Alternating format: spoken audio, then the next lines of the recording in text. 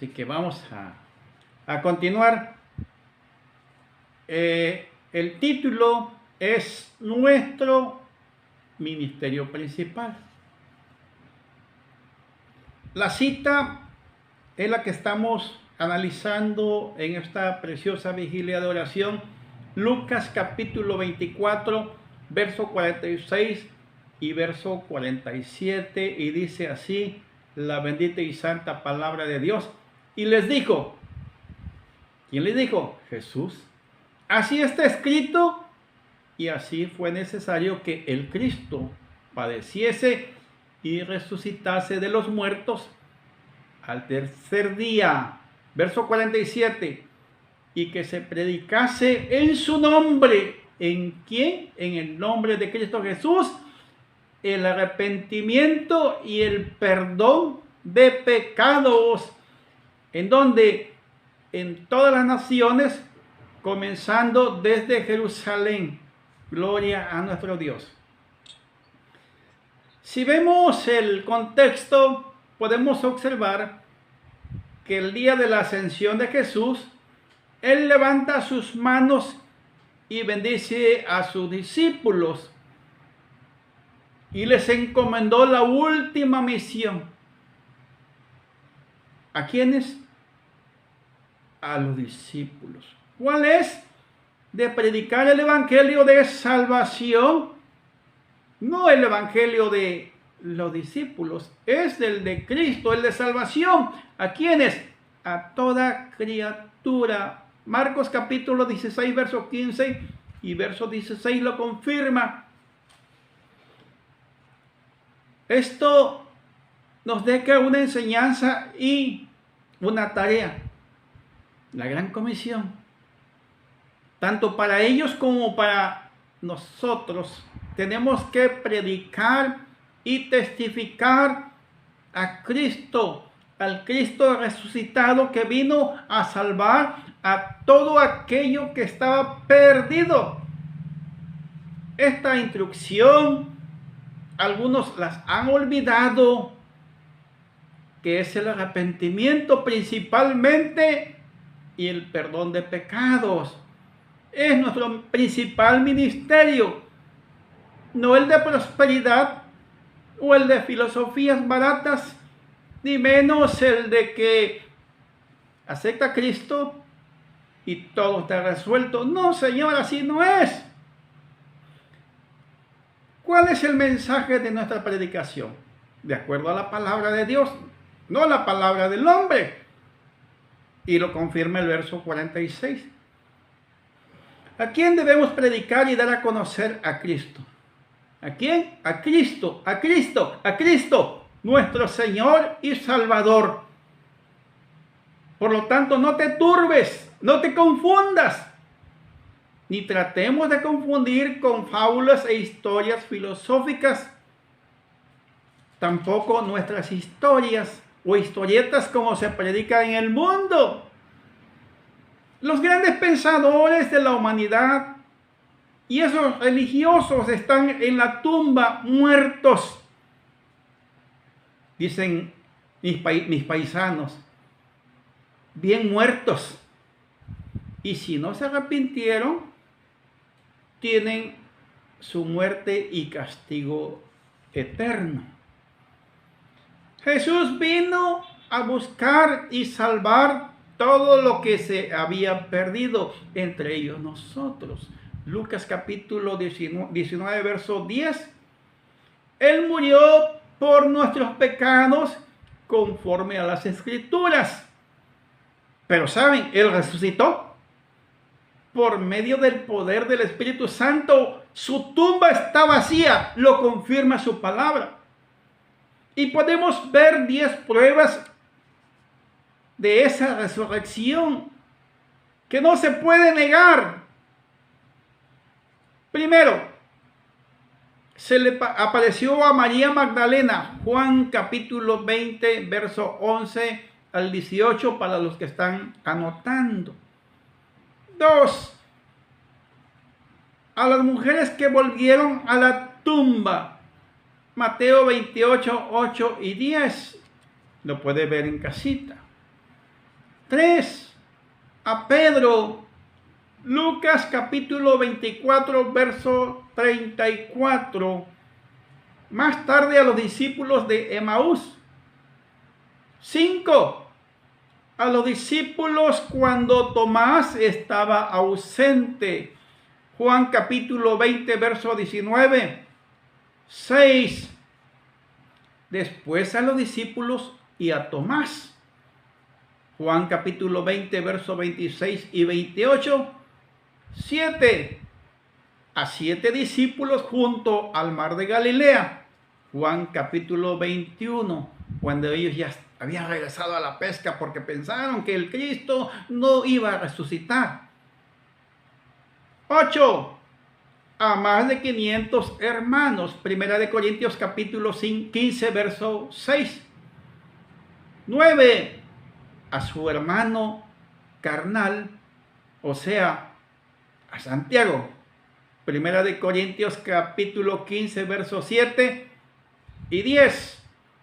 La última vez lo vieron cuando ascendió al cielo. Lucas capítulo 24, verso 50 al 51. Por lo tanto, escúchenme bien, esos tomasitos incrédulos, lean la Biblia, por favor, escudriñenla y salgan de su duda. Lean la Biblia, la palabra de Dios, porque es viva, es poderosa, porque nace del mismo corazón de Dios. Segundo, ¿quiénes pueden realizar esta tarea? ¿Quiénes? Pues todos los hijos de Dios. ¿Quiénes son los hijos de Dios? Nosotros. Todos los creyentes. Todos los nacidos de nuevo. Todos los que somos discípulos de Cristo. Porque hoy en día hay muchos que se hacen llamar cristianos. Pero no basta con decir soy cristiano. Ser cristiano es demostrarlo con hechos. ¿Saben por qué? Porque los cristianos nacidos de nuevo dan buenos frutos. No los pseudocristianos, ni tampoco los sancochados. Los cristianos dan buen testimonio tanto del diario vivir como en la iglesia. Han dejado su vida anterior de pecado, de maldad y de placeres carnales. Ahora son nuevas criaturas en Cristo Jesús. Segunda de Corintios capítulo 5, 17. Y algo que quiero comentarle. Una cómica expresaba así, hace poco, que ella es cristiana porque cree en Cristo. Y muchos dicen así, soy cristiano porque creo en Cristo. Pero su lenguaje era vulgar, o es vulgar, de albures, de palabras de doble sentido. Esto tenía su tarjeta como una persona ordinaria y perdida. Y todos aquellos que hablan en esa forma, vulgares, perdidos, del mundo, perversos. Y dice que cree, pues no obedece. Muchos dicen que son, pero sus hechos demuestran todo lo contrario. La palabra de Dios nos afirma y nos confirma en Santiago capítulo 2, verso 19. Los demonios creen y tiemblan. Y eso es lo que son. Por lo tanto, su camino es de maldad, de pecado, de inmundicia. El pecado apesta. Apesta cuando hablan, apestan cuando caminan, apesta cuando expresan, porque sale de su boca y de su corazón pecado más pecado. Ellos necesitan salvación. Necesitan la salvación. La salvación que solamente la da Cristo. Ni Juanita, ni Maclovia, ni Lupita te da salvación. No oyen, no ven. El único que padeció y sufrió y derramó su sangre preciosa para darnos esa salvación, se llama Cristo, Cristo, Cristo mi Señor. 3. El mundo está perdido por el pecado.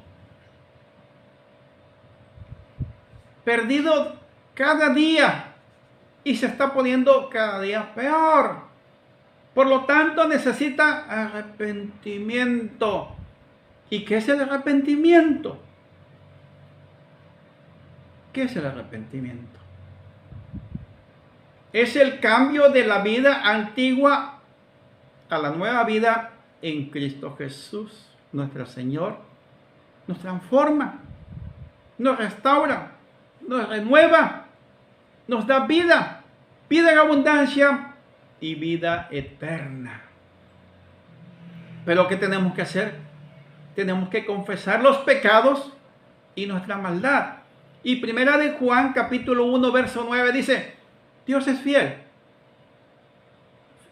y justo para perdonar nuestros pecados y limpiarnos de toda maldad, inmundicia, pecado, contaminación del mundo y el pecado original.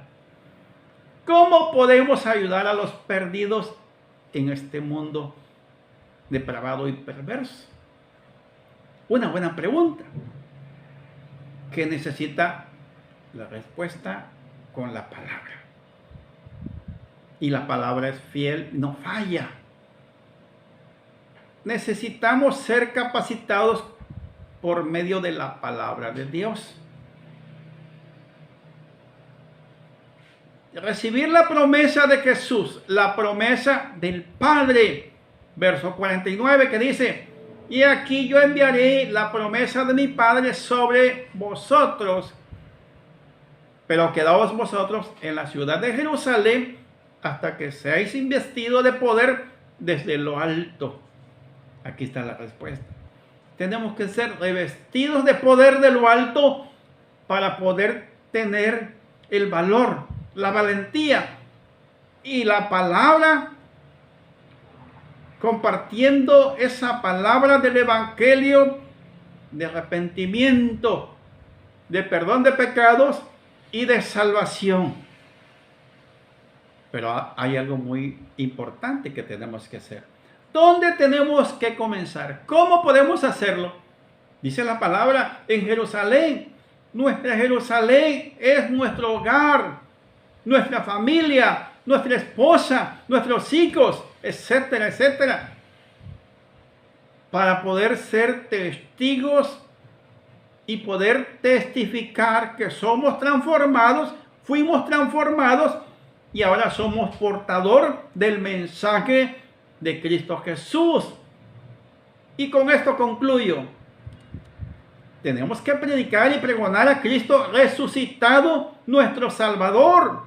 Esa es la misión y principal ministerio que Cristo nos dejó. Si cada uno de nosotros tenemos el Espíritu Santo, podemos valorar el sacrificio de Jesús en la cruz del Calvario.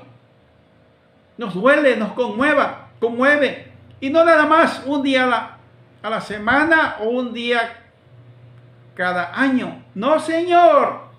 Es todos los días que tenemos que agradecer ese sacrificio al Padre y a Jesús por lo bueno, por el gran amor que nos tiene, por el gran amor para que nosotros tuviéramos y tengamos esa vida eterna vida en abundancia en Cristo Jesús a través de ese sacrificio.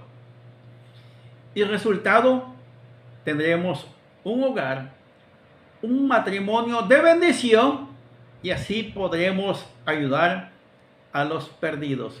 Con esto terminamos nuestro tema de esta hermosa vigilia de oración y nos vemos muy pronto, primeramente Dios, si así lo permite nuestro Señor, y si no, preparémonos porque Cristo viene pronto por su iglesia, una iglesia santa y sin mancha. Amén. Gloria a Dios.